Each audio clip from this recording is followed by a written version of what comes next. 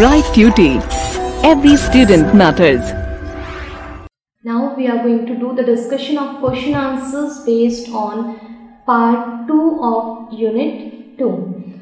So let's start with that. If we talk about, they have asked the first one, it is given, what is rural community? So we have to define the meaning of rural community here. We can say it is a kind of enlarged primary group characterized by face-to-face interaction and where the bonding is very well visible. So that will come as a rural community, where the people are having sentiments among them, when they are sharing their sentiments and they have the high degree of commitments and sentiments there. What is urban community? The next one they have asked, what is urban community? Urban community, if we talk about, we can say it's a loose organization. The urban community basically can be defined as a loose organization of people living in a limited area with high population density and formal social organization. So all these characteristics can be considered here while we are defining urban community. The next is, what are the criteria of a non-statutory or the census town? Means how the government is going to declare any area as a non-statutory, non-statutory or census town. So the three different criteria we know very well. The first one was if the population is minimum 5,000. So that is going to be the first criteria. Second, if above more than 75% people are engaged in non-agricultural activities. So that is the second criteria. Third one, if we talk about, if there is a high density of population around 400 persons per square kilometer. If that much high density of the population is found, that area will be considered as a census town. The next is, what is the difference between municipality and corporation? Basically, if we talk about, these two belongs to local self-government, and in cities we are calling it as, corporation as local self-government, and in towns municipalities will be called. So the different names has been given to this local self-government in these different areas. Next we are going to continue with the essay type questions. Here they have given, based on part 2 of this unit 2, we are going to continue with that essay type questions here.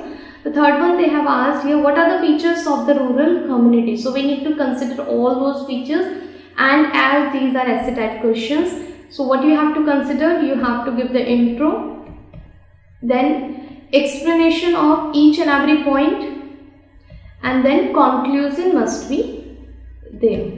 Clear? Now we talk about the important features of the rural community. You can mention agricultural activities are there. Agricultural activity, the structure of joint family can be one of the important feature. Then caste system, Jajmani system. All these are the features. Beside that, you can mention about the social control, social mobility also. You can talk about poverty and illiteracy here. So all these are going to be point, and you need to explain these point in consideration with rural community. Now the next they have asked, what are the different features of urban community? So we need to define the features of urban community now.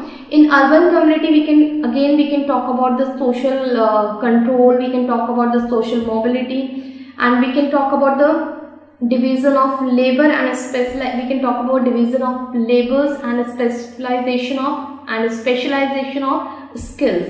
And here we can also talk about individualism, that what kind of family structures are found. So all these are factors are going to be there for urban community as a features of the urban community.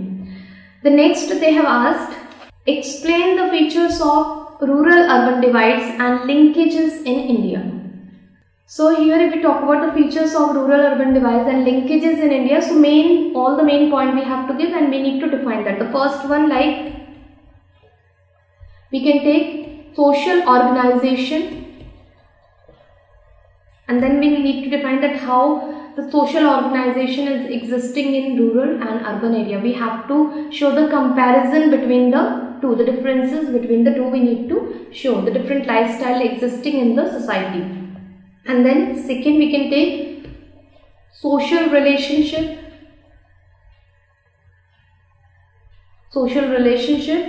and interaction. The social relationship and interaction can be the second criteria to talk about the feature of urban and rural divide. Third one we can take, the third can be taken social mobility. It can be, after that we can take so many other social change. If we talk about social control, cultural life, the type of cultural life we are following in these areas. So all these are going to be considered. Clear? Economic life, cultural life, social life that we are following, social mobility. So these factors are going to be the important features of rural and urban divides. So hopefully it is clear to each and everyone, and these essay type answers are there. So you need to give the heading. After writing the heading, you need to explain each and every point. Explanation is required. Clear? In detail you have to give the answers with examples if possible. Next we are moving towards this high order thinking skills or problem solving assessment, that is PSA. Based on the second part of this unit 2 we are taking this. There are rural urban divides in India. Is it true also in Nagaland? What differences you can observe? What differences can you observe between village and town life? So we have to correlate. They have given this a statement that yes, there are rural urban divides in India. But do you think it is actually associated with Nagaland also?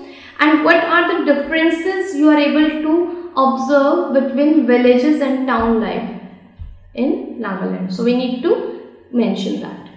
So firstly, yes, we can say yes, this kind of rural and urban divide is also very well visible in Nagaland. So that you have to mention the answer based on your own experience. You have to consider the real life example, that how the differences are visible in the villages and the towns of or the cities of Nagaland.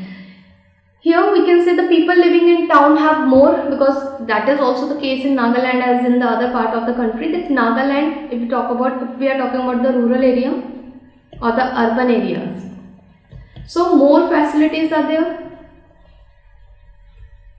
mobility is also there, clear, and family structure can be the criteria for these differences. And here if we talk about rural area, less mobility, less facility, lack of opportunities are there. So all the same point, mainly the same point that we have discussed for divide in urban and rural areas in other parts, so that you have to correlate with Nagaland. Obviously all the points are not going to match, but the main point which are matching with the area of Nagaland, all mainly it is going to be the common most of the time. So you have to take up only those points and you need to elaborate, and when you are elaborating it, make sure that you are giving the examples to confirm your answer that yes, these are the differences which are prevailing in the society of Nagaland, mainly in urban or rural areas.